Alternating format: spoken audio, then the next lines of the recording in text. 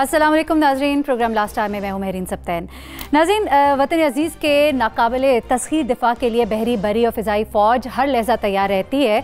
और हमने देखा कि अभी दुनिया जो है मैं मालम को नहीं भुला पाई, अभी दुनिया मिसालें देती है राशिद मिन्हास की, और ऐसे में ही हमारे हसन सिद्दीकी जो हैं वो कारनामा कर दिखाते हैं कि दुनिया वाह वाह कर रही है। और इसने बता दिया कि अगर निशाना पाक फ़िज़ाइया का हो तो हदफ का बच कर निकलना बहुत मुश्किल है।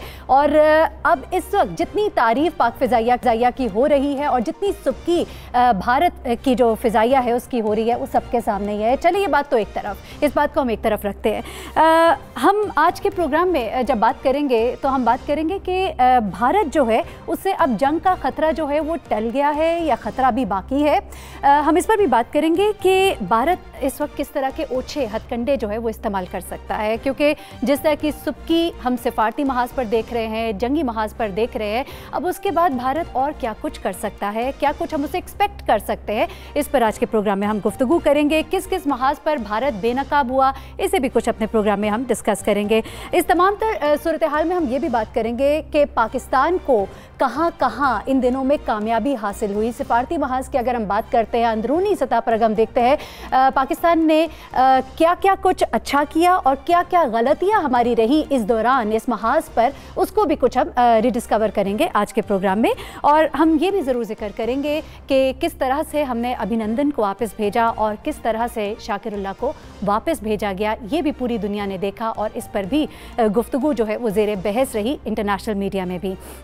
हमारे साथ हमारे प्रोग्राम में इस वक्त डॉक्टर रमर मौजूद है, रहनुमा पाकिस्तान तहरीक इंसाफ।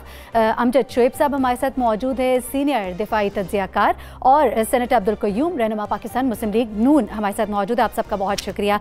अमजद शुएब साहब, अभी जो सारा सिनारियो बना हुआ है, इसमें जंग का ख़तरा जो है अभी टला नहीं, ये फ़िज़ाइया के सरबराह ने कहा, तो इससे हम क्या मतलब ले, अभी भी चौकन्ना और ज़्यादा चौकन्ना रहने की ज़रूरत है पाकिस्तान को? बिस्मिल्लाहिर्रहमानिर्रहीम। देखिए, सबसे अहम चीज़ ये है कि भारत बहुत गरूर में था, आप कह लीजिए एरोगेंस थी, और वो 2-4 दिन के अंदर ही वो एरोगेंस ख़त्म हो गई। और वो जो एक मोदी साहब की प्लान थी वो फेल हो गई, जो पॉलिटिकल माइलेज लेना चाहते थे वो मिल नहीं सकी। आज उनका पॉलिटिकल कैरियर जो है वो भी ख़तरे में है, वो दांव पे लगा हुआ है। और भारत का वकार भी आप देख लीजिए कि वो ज़मीन पे आके गिर गया, क्योंकि पूरी दुनिया अभी इस चीज़ के ऊपर जहाँ जहाँ इसके तज्ज़िये हो रहे हैं या बातचीत हो रही है, तो वो उनको यकीन नहीं आता कि वाकई भारत की परफॉर्मेंस जो है वो इतनी बुरी हो सकती थी। और अगर इतनी बुरी है तो फिर भारत किस बात पे शोर मचा रहा था, क्यों लगा हुआ था इस काम पे। तो ये वो चीज़ें हैं जो ना भारत की पब्लिक को हजम हो रही हैं, ना ही मोदी साहब को हजम हो रही हैं। और मोदी साहब जो हैं वो नेचुरली एक आप देख लीजिए कि आरएसएस का जो उनका एजेंडा था उसी तरह के, ना तो वो आइन को बदलना चाहते हैं, इस वक्त वो पाकिस्तान दुश्मनी में बिल्कुल आगे निकले हुए हैं। तो ये वो नफरतों की उनकी सियासत थी। इसमें सारे में, इस खेल में आज नाकामी उनका मुंह चढ़ा रही है। और इस वक्त वो इस नाकामी को वापस अपनी कामयाबी या अपने कैरियर को वापस लाने के लिए वो कुछ भी कर सकते हैं। उसमें दहशतगर्दी भी कराई जा सकती है, जिसका इल्ज़ाम पाकिस्तान पर डाल दिया जाए। उसमें हमारी LOC के ऊपर कोई बहुत बड़ा किस्सा किया जा सकता है। तो मैं समझता हूं कि जब तक मोदी साहब सीन पे मौजूद हैं, कुछ भी तवक्को की जा सकती है और ख़तरात मौजूद रहेंगे। हमें बाहर सूरत उस ख़तरे से निपटने के लिए हर लम्हा तैयार रहना चाहिए। ठीक है, सही है। अच्छा रमेश कुमार साहब, जंग का ख़तरा भी टला नहीं, हम ज़रा इस मौजू की तरफ हैं इस वक्त और हमने अभी आगे बढ़ना है इधर से। लेकिन यहाँ पर जो पाक फ़िज़ाइया का एयर चीफ का जो बयान आया और उसके बाद जो अभी ताज़ा तरीन ख़बरें, अब जैसे ख़बरें जो है निकल रही हैं, सामने आ रही हैं, इजराइल का साथ शामिल हाल होना, प्लान इस तरह का होना, मिसाइल के दागे जाना, कराची को निशाने पर रखना, बहावलपुर को निशाने पर रखना, ये तमाम तर प्लानिंग जो है ये भारत की प्लानिंग का हिस्सा रही।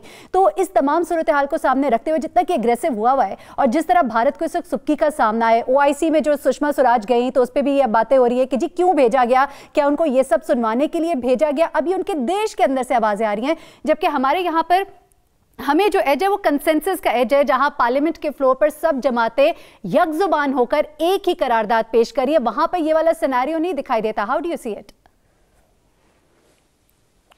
देखिए, पहली चीज तो ये कि हमारी जो डिप्लोमेसी जो रही और हमारी जो बुर्दबारी रही, जिस तरीके से हमने रिएक्शन दिखाया, रिएक्शन के बाद भी जिस तरीके से डीजी ISPR ने फुल कॉन्फिडेंस के साथ पहली प्रेस कॉन्फ्रेंस की और दूसरी जो है प्रेस कॉन्फ्रेंस जीत के बाद भी जो है जिस महजब तरीके से प्रेस कॉन्फ्रेंस की, फिर प्राइम मिनिस्टर ने जिस तरीके से पायलट की रिहाई का ऐलान किया, मैं समझता हूँ ये बहुत अच्छी हमारी डिप्लोमेसी रही है कि पाकिस्तान जीत के भी इसको जो है ना जंग को जीत नहीं समझ रहा है और पाकिस्तान अमन को आज भी ललकारा है कि अमन होना चाहिए। एक तो हमारी ये जो ख्वाहिश थी और ये हमारी जो डिप्लोमेसी है उसने जो भारत की जो क़यादत और अवाम जो है उसको बाइफरकेट कर दिया।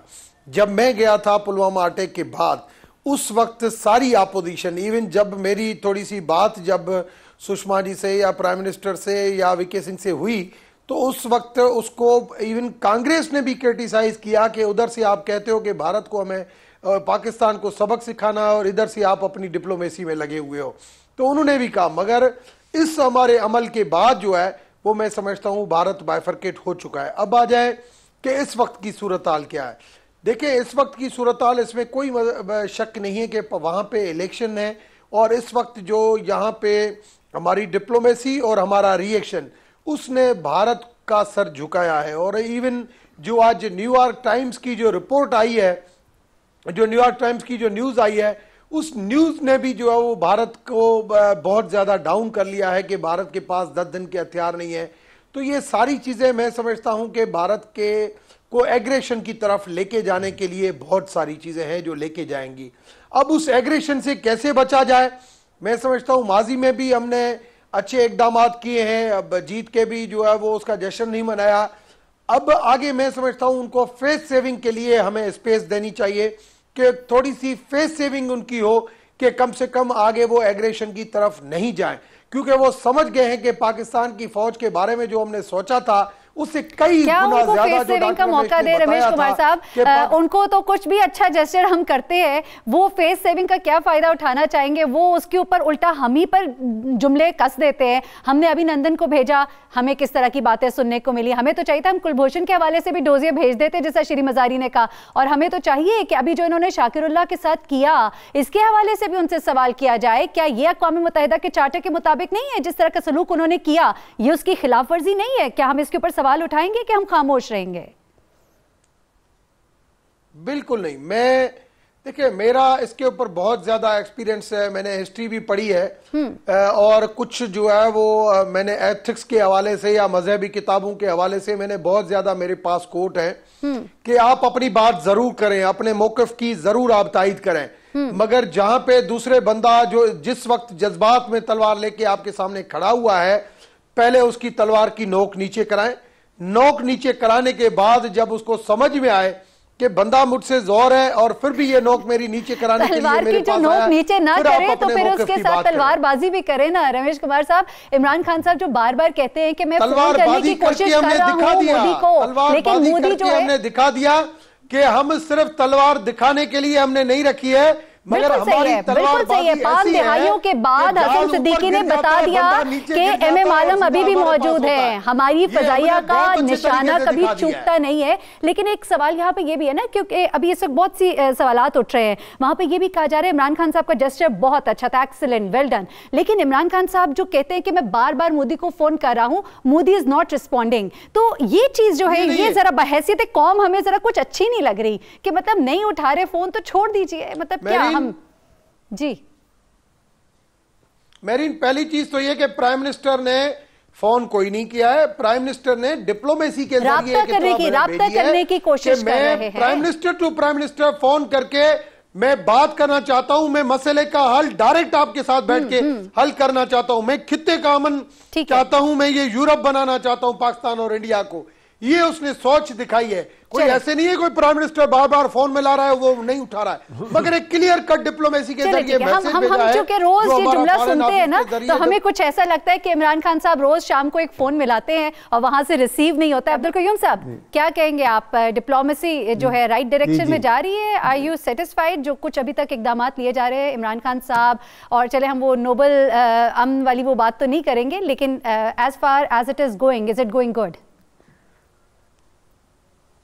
देखिए मेरीन, ये बहुत अच्छी बात है कि इस मुश्किल वक्त में पूरी कौम इकट्ठी होकर खड़ी है और प्राइम मिनिस्टर की सपोर्ट में भी बयानात दिए गए हैं। और आर्म फोर्सेस तो वैसे एक हमारा प्राइड हैं और आर्म फोर्सेस की स्ट्रेंथ जो है वो 20-21 करोड़ लोग हैं। तो ये एक यूनिफाइड जो स्टैंड हमने पेश किया है ये बहुत अच्छा है। और एक सिल्वर लाइनिंग ये भी है कि मैं फर्स्ट टाइम देख रहा हूं कि इंडिया के अंदर सेन वॉइसेस उठी हैं। पहले हमेशा वो सारे इकट्ठे होके तो पाकिस्तान के खिलाफ, और अभी 21 जमातों का जो इज्तिमा है और उनका ये कहना और बहुत से साफियों का और दानश्वरों का बहुत बिल्कुल ओपनली वो ये कह रहे हैं कि आप इलेक्शन जीतने की पर्पज़ से अपने फौजियों को कुर्बान करना चाहते हैं और अपनी आर्म फोर्सेस को इस्तेमाल कर रहे हैं। ये भी एक अच्छी बात है सब कॉन्टिनेंट के लिए। लेकिन सबको ये पता है कि नरेंद्र मोदी जो हैं वो उनका एक अपना बैकग्राउंड है, यानी वो आरएसएस, बीजेपी आरएसएस की ऑफ शूट है, यानी बजाय इसके कि कोई बड़ी पार्टी होती तो उसका कुछ होता।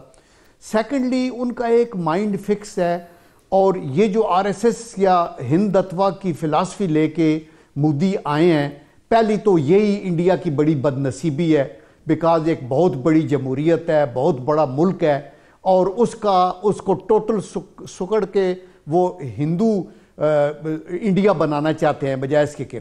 फिर आके उन्होंने नरेंद्र मोदी ने एक पॉलिसी की कि जी मैं इसको अपग्रेड कर दिया लाइन ऑफ कंट्रोल के ऊपर जितनी वायलेशंस थी, और आपने देखा तबाही और बर्बादी हुई, इवन वर्किंग बाउंड्री के ऊपर कत्लो गारत और बड़ी कैजुअल्टीज हुई। हमारी को तकरीबन 300% कैजुअल्टीज जो हैं, 300% वायलेशंस में बहुत बड़ा इजाफा हुआ है। तो ये सारी चीज़ें, इसके बाद फिर आपने देखा कि जब वो बैकफायर किया तो कश्मीर के अंदर अभी एक सुइसाइडल अटैक हुआ बिकॉज उनकी लोगों की जो पीठ है वो आपने दीवार से लगाई हुई थी। फिर उसका मलबा पाकिस्तान पे डाला, एक और गलती की। फिर जब ये मलबा डाला तो फिर अटैक कर दिया, एक और गलती कर दी। फिर एक फिगर दे दी 300-350 की और उस पर बगलें बजाई। तो मकसद ये, और फिर वायलेशन की और जहाज गिर गया। आई वन कैन अंडरस्टैंड कि दे हैव बीन हम्बल्ड, अभी नाक रगड़ रहे हैं जमीन के ऊपर। और वो जो होता है ना जख्मी एक दरिंदा, वो जबरदस्ती उसका दिल करता है मैं चीर फाड़ के खा जाऊं। तो इसलिए हमें मोहतात तो रहना बड़ा जरूरी है। जख्मी आप कह रहे हैं, जख्मी हुए हुए हैं, बिखरे हुए हैं, किसी भी वक्त उनसे कुछ भी एक्सपेक्ट किया जा सकता है। And at the same time जिस तरह उनके मुसलसल भांडे जो है फूट रहे हैं, न्यूयॉर्क टाइम पे जिस तरह की रिपोर्ट आ रही है, पाकिस्तान के हवाले से जो कहा जा रहा है, जो मैंने कहा 5 दहाइयों बाद भी हमने दिखा दिया, बता दिया कि हमारे जो शाहीन है वो किस तरह के है। और उसके बाद फिर जिस तरह से उनकी एक एक चीज खुल के आ रही है। F-16 बता रहे हैं, क्या मकसद था आपका बताने का? दुनिया बहुत आगे चली गई है, गूगल मैप बहुत कुछ बता रहा है। वो जो तबाहकारियां आप बताते हैं कि आपने की है, 350 बंदे तो एक तरफ रखिए, वो दरख्त जो है वो आपने गिराया जो इमारत तक तबाह ना हुई, वो भी गूगल मैप दिखा रहा है। ब्रेक पे हमें जाना है। ब्रेक से जब हम वापस आएंगे तो कुछ हम दिखाना भी चाहते हैं, सुनवाना भी चाहते हैं। वज़ीर-ए-आज़म मोदी का जो एतराफ़ी बयान है, जनरल साहब फिर इस पर आपसे सवाल भी करना है, लेकिन नाज़रीन एक ब्रेक, हमारे साथ रहिएगा।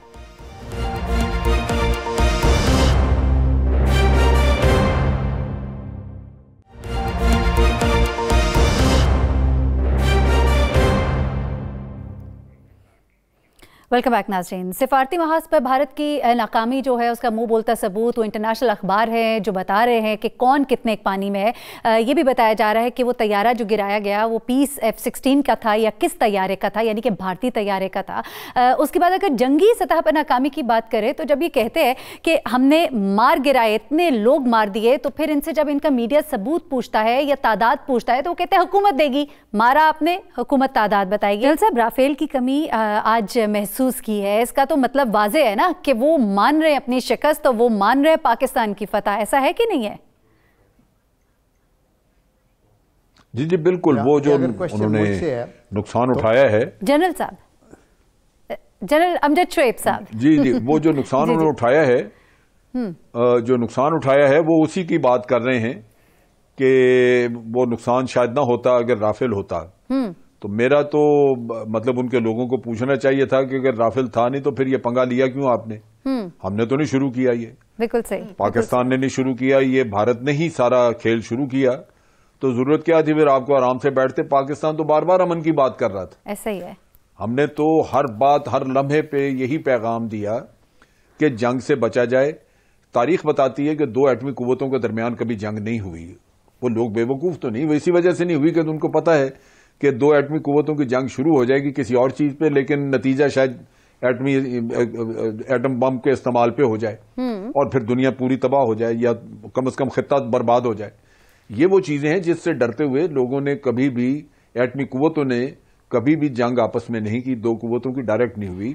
वो प्रॉक्सी वॉर्स करते रहते हैं, दाएं बाएं किसी का कोई कॉन्फ्लिक्ट कहीं खड़ा कर दिया, कहीं फैसला करा दिया, लेकिन ये वो काम नहीं करते कि खुद डायरेक्ट लड़े।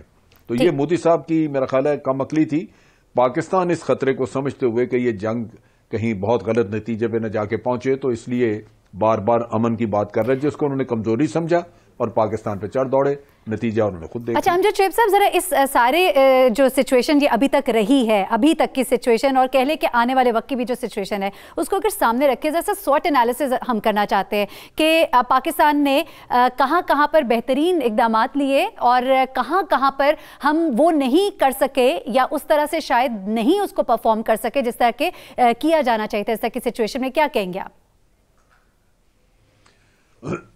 देखिए, अगर मैं पुलवामा का जब वाकया हुआ उससे आगे चलूं तो मैं ये कहूंगा कि पुलवामा के वाकये के ऊपर हमने अमन की बात तो की, ये भी कही कि जी हम तहकीकात में साथ देने के लिए तैयार हैं, लेकिन हमने भारत का नैरेटिव जिसमें कि वो हमारे ऊपर इल्जाम लगाता है टेररिज्म का, उसको काउंटर करने की ना पहली गवर्नमेंट्स ने कोशिश की ना इन लोगों ने कोशिश की। अच्छा, इस पे हमें देखिए, हमारे 70,000 लोग मारे गए और इतना नुकसान भी हमारा हुआ 120, 22, 23 बिलियन डॉलर का। उसके बावजूद अगर आपके ऊपर ये इल्जाम रहे और आपके ऊपर लेवल रहे कि आप टेररिस्ट हैं, तो मेरा ख्याल है कि ये इससे बड़ी दुख की बात और क्या हो सकती है कि हमारे जो लोग मारे गए, आप ये कह रहे हैं हम ज्यादा डिफेंसिव रहे अमजद शोएब साहब? इस पे हम डिफेंसिव रहे, इस पे डिफेंसिव रहे। हमने उनके हमें बड़ा इसके ऊपर बड़ा रिएक्ट करना चाहिए था कि आप झूठ इल्जाम लगाते हैं जो हमें कबूल नहीं है। ठीक हो गया। और अब भी ये जरूरत है कि हम इसका डोजियर जो आया है इसको बिल्कुल बेनकाब करके रख दें, दुनिया के सामने पहुंचा दें, ताकि दुनिया को ये अंदाजा हो कि भारत झूठ कितना बोलता है। सही। बाकी जहां तक आपने देखा, फौज आपकी तैयार थी, एयरफोर्स आपकी तैयार थी, उन्होंने तैयारी में कोई कमी नहीं। हुकूमत ने अपनी डिप्लोमेसी बड़ी अच्छी तरह चलाई। शुरू में आपने देखा कि इमरान खान साहब की तकरीर आप देख लीजिए, हमारे DGISPR की देख लें, फिर मोहम्मद बिन सलमान को भेजा वहां पे, और भी यूनाइटेड नेशन को चिट्ठी लिखी। हर लम्हा कोशिश ये रही कि अमन कायम किया जाए, आप जंग की तरफ ना बढ़ें। लेकिन वो पहले वाली कोशिश को इंडिया ने समझा, वो आपकी कमजोरी समझा आपकी और चढ़ दौड़े। तो फिर उसके बाद की अब जो आपने देखा वो भी कंटिन्यूटी है। ये इसको जो पायलट वापस किया, वहां तक अगर आप सारे मामला देखें तो पाकिस्तान ने सिर्फ अमन का रास्ता लिया, जो बहुत अच्छी बात है, क्योंकि एटमी कुव्वतें नहीं लड़ती, ये समझने की बात है, उनको समझना चाहिए। और पाकिस्तान ने अपनी रिजॉल्व दिखाई कि अगर आपका एक्शन आया तो हम रिएक्शन देंगे रिएक्शन। और प्राइम मिनिस्टर ने जो तकरीर में कहा था वो बिल्कुल आप हर बरफ उस पर पूरे उतरे, और ये मेरा ख्याल है एक लेसन है भारत के लिए भी। ठीक हो गया। और इस पर क्या कहेंगे कि जो शाकिर अल्लाह को जिस तरह उन्होंने वापस भेजा, तो उसके ऊपर अब हमें भी तो एक डोजियर भेजना चाहिए ना? और वो ये बिल्कुल घटिया हरकत उन्होंने की। मैं आपको एक चीज बताऊं, अगर पाकिस्तान ये साबित कर दे कि पुलवामा वगैरह में हमारा कोई हाथ नहीं था, कोई ताल्लुक नहीं था, तो भारत के ऊपर एग्रेशन का भी आप केस कर सकते हैं, क्योंकि ये भारत ने खुद ही फैसला कर लिया, खुद इल्जाम लगाया, खुद ही फैसला किया और चढ़ दौड़े। तो ये चीज जो है, ये सिर्फ उस सूरत में जब हम ये दुनिया को बता दें कि वाकई हमारा इसमें कोई हाथ नहीं था, और कन्विंस करके, तो फिर भारत को आप डॉक में ला सकते हैं कि जी इन्होंने जारियत की है हमारे खिलाफ बगैर किसी वजह के, इनकी जरूरत थी कि पहले तहकीकात होती। वैसे भी इंटरनेशनल लॉ के तहत आप किसी भी मुल्क के ऊपर खुद चढ़ाई नहीं कर सकते। बिल्कुल सही, ऐसे ही तो ऐसे ये भी एक रमेश चीज कुमार है जो कि साहब हमें डिप्लोमेटिकली इसको एड्रेस करना चाहिए। ठीक हो गया। रमेश कुमार साहब, अभी आपने अमजद शेख साहब को सुना, उन्होंने कहा कि हम बहुत ज्यादा शायद डिफेंसिव रहे at some times, at some points हमें जरा रिएक्टिव भी होना चाहिए था, हमें ज्यादा सवाल करने वाला होना चाहिए था, इससे ज्यादा कि हम वजाहत करने वाले बने रहे। फिर वो ये भी कह रहे कि डोजियर जिस उन्होंने भेजा हमें भी उस का डोजियर भेजना चाहिए। शाकिरुल्लाह के मामले पर वो कह रहे हैं डिप्लोमेटिक फ्रंट्स पे जहां हमारी कुछ सक्सेसेस हैं, कुछ हमारी वीकनेसेस भी रही, ओआईसी को जहां पर एक तरह से शाह महमूद कुरैशी साहब कह रहे हैं कि हमने ना जाकर भी वो कर दिखाया जो शायद हम जाकर ना कर सकते, तो उसे अपनी आप फतह कहेंगे या वो शायद फतह यूएई और सऊदी अरब की होगी? उन्होंने शायद बुलाकर वो करारदाद जो है मंजूर करवाई, या वो फतह जो है वो आपकी फतह है? अब आपने काफी क्वेश्चन आ गए। पहली चीज तो ये कि जो हमने गेस्चर दिखाया प्राइम मिनिस्टर की तरफ से या रिएक्शन जो हमने दिखाया और फिर आईएसपीआर की तरफ से, वो हमारा रायगा नहीं जाएगा। मैं समझता हूं जो डिप्लोमेसी के हवाले से स्पीकर साहब का रोल, प्राइम मिनिस्टर का, फॉरेन मिनिस्ट्री का, बहुत अच्छे ये सारे रोल रहे हैं। Even chief of army staff का मुख्तलिफ सरबराहान से बात करना, तो ये हमारे लिए पॉजिटिव चीजें। हमारे पास मटीरियल है, तब हम जो है वो बात कर सकते हैं कि ये हमारे ऊपर एग्रेशन हुई, मगर ये हमने एक पीस की तरफ हमने रिएक्शन दिखाया। एक चीज ये। दूसरी आपने बात की कि हमने सेफ रहे। देखिए, हमारे ऊपर दहशतगर्दी के हवाले से सिर्फ भारत की बात नहीं है, जीएसपी प्लस के हवाले से यूरोपियन कंट्रीज हो, एफएटीएफ हो या अमेरिकन अक़वाम मुत्तहिदा की अगर करारदाद हो, ये भी हमारी तरफ डिप्लोमेसी में भारत आज भी जो है वो जिस तरीके से एग्रेशन दिखाई, मगर फिर भी इन सारे मुल्कों ने हमारे पीस टॉक को तो सरा, मगर भारत की मजम्मत नहीं की जिन्होंने एग्रेशन दिखाई। उसकी वजह जो है ये थी कि एक तासर दिया गया है उसकी तरफ से, और उसका तासर जो है वो बिका है कि भाई यहाँ पे पुलवामा के अंदर जो है वो पाकिस्तान की तरफ से ये की गई है, जिसकी मैंने वहां पे ग्राउंड पे यकीन दहानी कराई कि नहीं है। और आज अगर हम ये साबित कर बैठते हैं कि पुलवामा के अंदर हमारा कोई इस डोजियर में ऐसी कोई चीज नहीं है जो ये डोजियर साबित करे कि पाकिस्तान का इसमें हाथ है।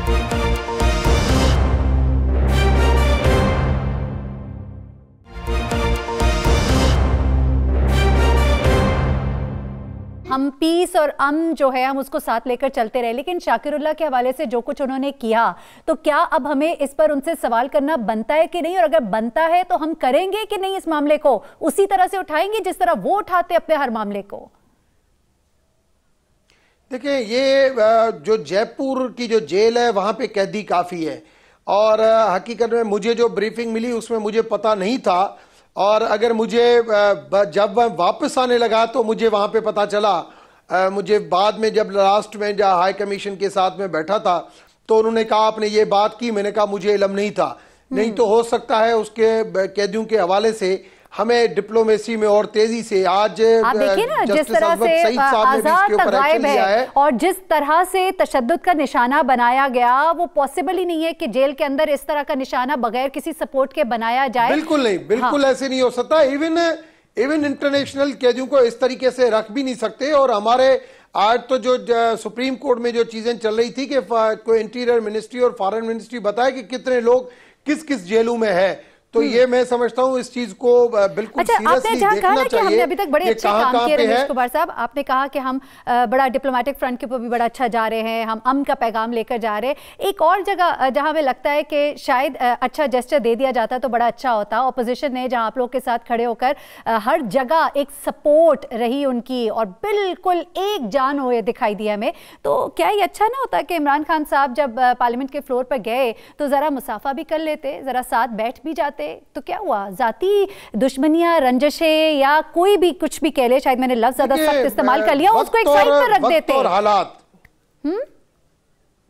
देखिए वक्त और हालात का तकाजा यही था। एक दिन ऐसे नजदीक होना पड़ेगा पाकिस्तान की सियासत की खातर, पाकिस्तान की सलामती की खातर, पाकिस्तान की बकाए खातर। इन सारी पॉलिटिकल पार्टीज जैसे आज ठीक हो गया, आप ये मानते हैं, आप ये समझते हैं कि ऐसा बहुत ज्यादा आपस में डिफरेंसेस थे, मगर हालात ने इनको इकट्ठा कर दिया। मैं समझता हूँ आगे जो है ये दोनों इस तरीके से इकट्ठे होंगे, मगर पॉलिटिकली एक दूसरे के ऊपर रिवेंज। कभी वक्त था कि शहबाज शरीफ आसिफ जरदारी से मिलने के लिए तैयार नहीं था, मगर वो हम देखेंगे कि आने वाले वक्त में इमरान खान साहब जो इनकी कोशिश साथ अपोजिशन लीडर के हमें वो दिखाई देंगे।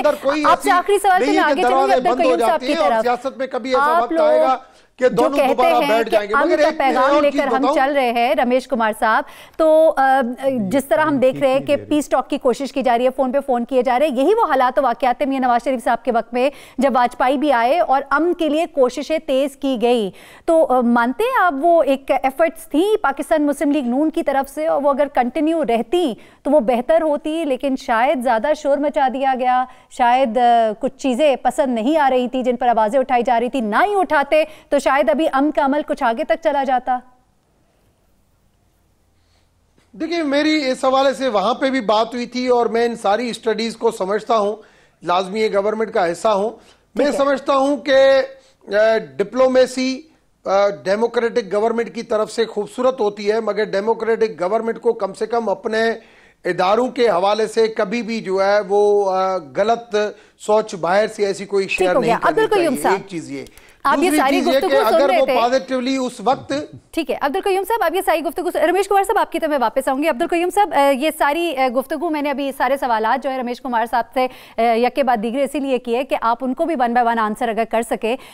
वो जो एक पार्लियामेंट के फ्लोर के ऊपर जो जेस्चर पीटीआई की जानिब से या कह ले कि इमरान खान साहब की तरफ से दिखाया जाना था, इस पर आप लोग का गिला जो है वो मौजूद है, वो भी अगर करना चाहें। And at the same time वो कौन कौन से इकदाम हैं जो आपको इस वक्त लग रहा है कि हुकूमत ने और लेने थे या लिए जाने चाहिए थे या करने चाहिए थे जो बेहतर होते? देखिए marine, thank you very much. आप, मैं समझ रहा था कि मुझे आप भूल गई। नहीं बिल्कुल नहीं। मैं देखिए पहले मैं एक पॉइंट देखिए उस पे राफेल की पे कहना चाहता हूं कि मोदी साहब को ये पता होना चाहिए कि बैटलफील्ड के अंदर गन इंपॉर्टेंट है, लेकिन more important is the man behind the gun.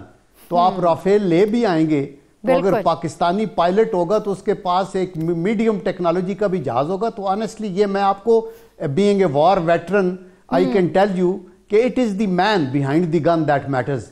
और हमारे पास अपने JF-17 थंडर हैं और F-16 भी हैं फॉर आवर डिफेंस, तो हम हर वक्त यूज कर सकते हैं ना, वो किसी एग्रेशन में इस्तेमाल नहीं हो सकते। तो ये राफेल भी लेके आ जाएंगे तो इंशाल्लाह हम उसको मैच करेंगे। दुनिया तेज आगे जा रही है, अभी मॉडर्न बैटलफील्ड डिजिटलाइज्ड हो गया है, लेजर गाइडेड हर चीज है, तो उसके अंदर हमें और बहुत कुछ करना है। और इंशाल्लाह मैं चेयर करता हूं सेनेट की standing committee on defence production, we are mindful और हम उसको करेंगे। अभी हम डोमेस्टिक फ्रंट पे आते हैं कि इमरान खान साहब से को गिला शिकवा थोड़ा, रमेश साहब तो हमारे भाई हैं, ये तो कल तक हमारे साथ थे ना मुस्लिम लीग नून, तो उनको आप बहुत ज्यादा क्वेश्चन क्यों कर रही हैं? आप ये देखें, मैं ये कहता हूं कि एक तो ये जेस्चर के असेंबली में आके देखिए, एक तो असेंबली में आके इमरान खान साहब को as a prime minister, because he is not a party leader, he is not prime minister of Tehreek Insaf, he should come and face boldly, shake hand with the front line पे जितने पार्लिमानी लीडर्स हैं, मतलब leader of the opposition से लेके आगे तक, and then you go back, be firm on your policies and everything. Second जो सबसे बड़ा मुझे लगा वो ये था कि जब पार्लिमानी लीडर्स को बुलाया फॉर ब्रीफिंग तो प्राइम मिनिस्टर की कुर्सी खाली थी और सारे सवालों के जवाब जो है वो चीफ आर्मी स्टाफ दे रहे थे। तो मकसद ये है कि देखिए, चीफ आर्मी स्टाफ या आर्म फोर्सेस की जो रिप्रेजेंटेटिव हैं वो विद ऑल ऑनेस्टी वो तो हर चीज एक्सप्लेन करेंगे, लेकिन जो मेजर कॉन्सेप्चुअल इश्यूज हैं, जो स्ट्रेटेजिक पॉलिसी प्लानिंग की बातें हैं, उसके ऊपर तो चीफ एग्जीक्यूटिव प्राइम मिनिस्टर वहां बैठ के हर का लीडर का सवाल सुनता है और जवाब देते हैं, और वो सारा ताकि फिर एक कंसेंसस डेवलप होता, वहां भी उन्होंने नहीं किया। लेकिन ऑल सेड एंड डन, मैं ये कहता हूं कि अंडर दीज सर्कमस्टांसेस हम सब प्राइम मिनिस्टर के साथ खड़े रहे हैं, हम खड़े हैं जब तक कि ये इमरजेंसी सिचुएशन है। लेकिन डोमेस्टिक पॉलिटिक्स में जहां उनका गवर्नेंस का स्टाइल है, जो उनके पॉलिसीज होंगी, जिस तरह CPAC को परसू कर रहे हैं, बाकी जो चीजें हैं अंदरूनी पॉलिसीज की, उसके ऊपर ये हमारा ड्यूटी है अपोजिशन की कि वो खड़े होके उनसे बात करें। लेकिन अभी वो वक्त नहीं है। मैं कहता हूं अभी आज हमने सेनेट के अंदर वो शाकरुल्लाह वाला मसला भी डिस्कस किया। आप हैरान होंगी महरीन कि उसके गुर्दे भी निकाले हुए थे, उसकी जो किडनीज हैं और उसके लिवर भी, उसका हार्ट भी, ये कहां होता है?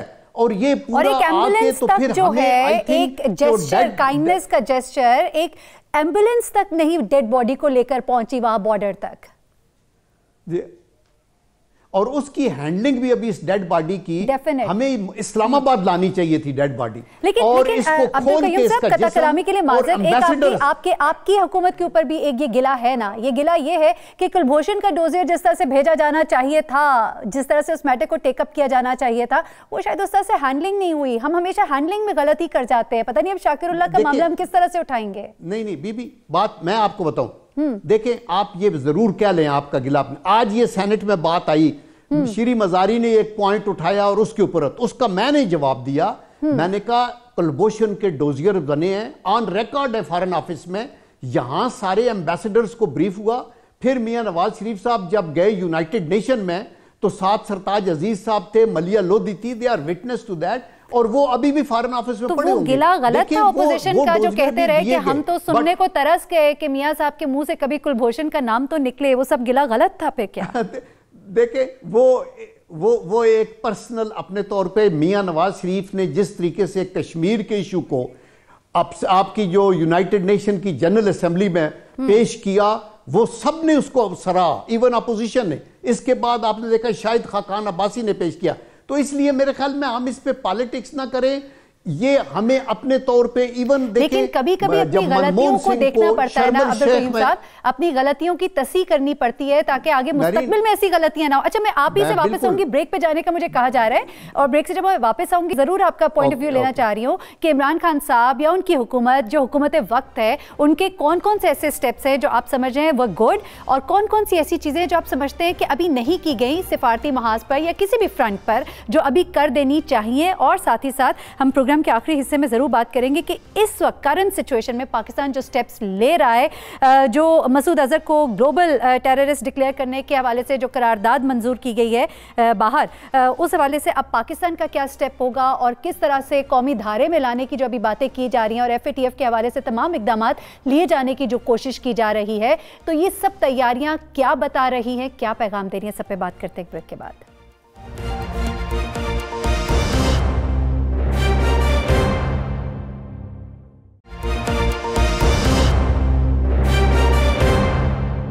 अमजद शोएब साहब, आप क्या कहते हैं? अभी हमने जो एक पहलू जिसको डिस्कस करना है, क्योंकि इस वक्त जो ट्रिमेंडस चेंजेस आ रही हैं और बड़े बड़े स्टेप्स जो लिए जा रहे हैं, उनमें से कौमी धारे में लेकर आना उन तंजीमों को, और ख़ास तौर पे दहशतगर्द तंजीमों के असासे मुंजमद करने, और जो कौमी action plan, national action plan है, उसके हवाले से जो डाउट्स मौजूद थे उसको ख़त्म करने की जो एक कोशिश की जा रही है। How do you see it? वो अभी आने वाले वक्त में और करंट सिचुएशन में ये कितना एक पाकिस्तान के मौक़िफ़ को और पाकिस्तान को सपोर्ट करेगा? देखें जी, हमारी जो स्टेटेड पॉलिसी है, ये मियां नवाज शरीफ साहब की गवर्नमेंट के वक्त में भी थी और अब भी है, कि हम अपनी सरजमीन को किसी भी और मुल्क के खिलाफ इस्तेमाल नहीं होने देंगे, किसी को इजाजत नहीं देंगे कि वो हमारी जमीन से उठ के किसी के खिलाफ दहशतगर्दी करे। और ये स्टेटेड पॉलिसी जो है, इसमें इसको सही मानों में दुनिया की नज़र में सच साबित करने के लिए ये ज़रूरी है कि इन तंजीमों को किसी न किसी तरह कंट्रोल किया जाए। और मेरा ख्याल है कि हुकूमत ने कोई अच्छी प्लान बनाई होगी और उसके मुताबिक करना चाहिए, लेकिन एक एहतियात करने की ज़रूरत है कि इन लोगों को जीने का हक देना चाहिए, इन लोगों को अच्छी ज़िंदगी गुजारने का हक देना चाहिए, क्योंकि अगर आपके पास कोई इनके खिलाफ सबूत नहीं है जिनसे ये कहा जा सके कि इन्होंने कोई जुर्म किया है, अगर सबूत हैं तो इनको अदालतों से सजा दिलवाएं, अगर सबूत नहीं है तो फिर इन लोगों को दीवार से नहीं लगाना चाहिए। रमेश कुमार साहब, क्या डिफिकल्टीज देख रहे हैं सारे प्रोसेस में? डेफिनेटली एक बड़ा स्टेप है, लेकिन इसके रिपरकशंस भी तो होंगे ना?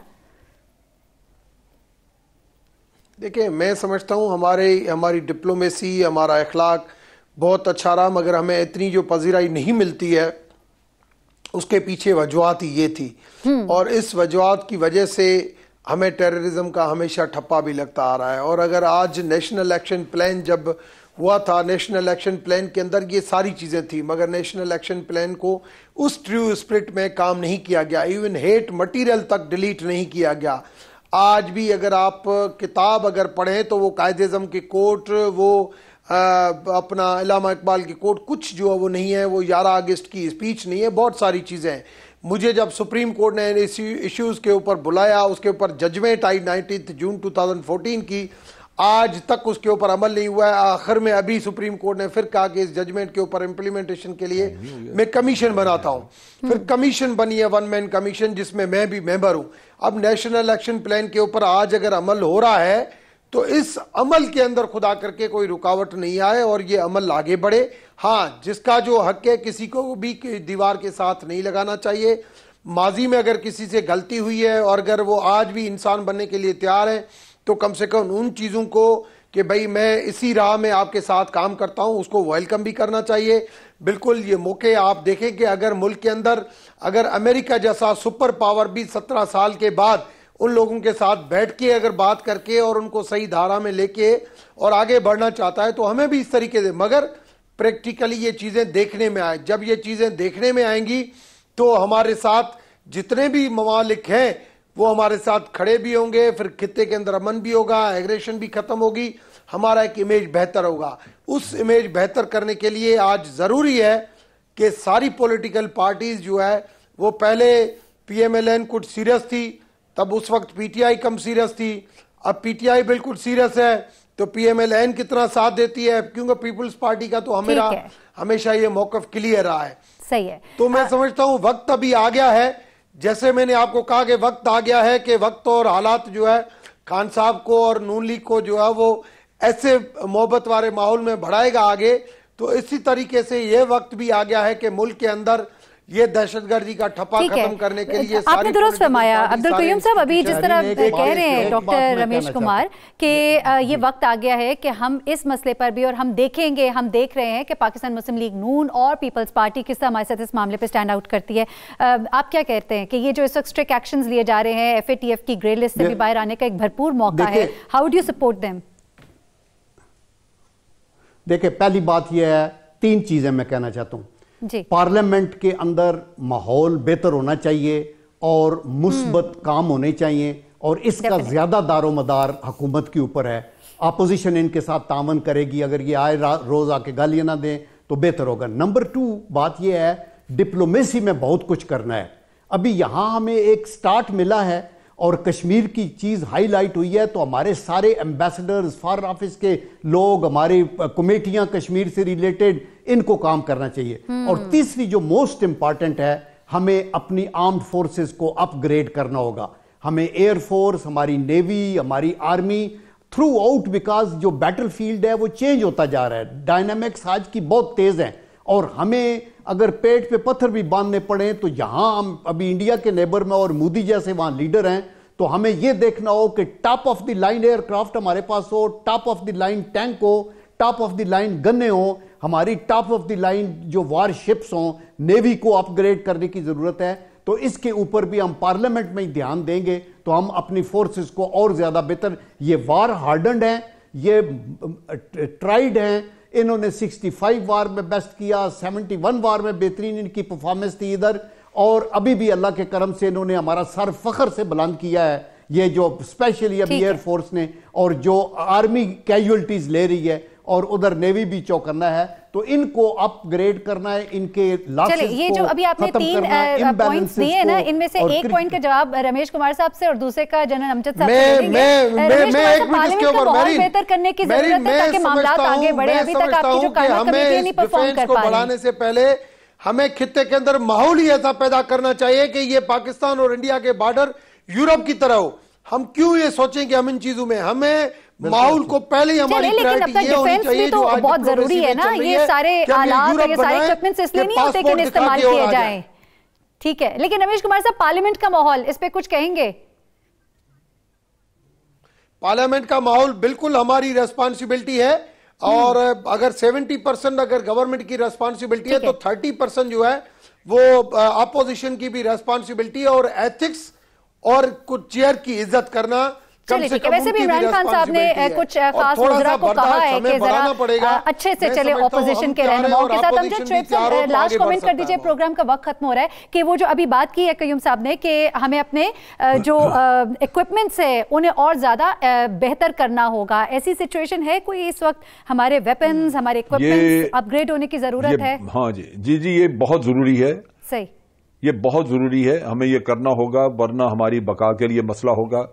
जो रमेश भाई बात कर रहे हैं कि हम माहौल ऐसा पैदा करें, वो हम नहीं कर सकते, वो हमारी दस्तरस से बाहर है। दोनों मुल्कों की ख्वाहिश पे होता है। ये हम अकेले अगर ये ख्वाहिश करें तो वो तो इमरान खान रोज कह रहे हैं कि जी जंग न लड़ें, अमन करें, तो कोई सुन रहा है वहां पे? रमेश कुमार साहब और जनरल साहब, आपने, शोएब साहब, अब्दुल कयूम साहब, आप सबका बहुत शुक्रिया। प्रोग्राम में आप हमारे साथ मौजूद थे। मानी खेज एलामिया जो कि OIC कॉन्फ्रेंस के बाद जारी किया गया, वो ऐसा एलामिया है जो भारत से न निकला जा रहा है, न उगला जा रहा है। एक वाज़ेह पैगाम है कि पाकिस्तान जो है अमन की तरफ जा रहा है, और भारत का जो पैगाम है वो अमन का पैगाम नहीं है, जिसे इंटरनेशनली भी इस वक्त माना जा रहा है, जाना जा रहा है, बताया भी जा रहा है। मुझे महरीन सप्तैन को इजाज़त दीजिएगा। इंशाल्लाह आपसे कल पे मुलाकात होगी। अपना बहुत ख्याल रखिएगा, अपनी दुआ में हमें भी याद रखिएगा। अल्लाह हाफिज़।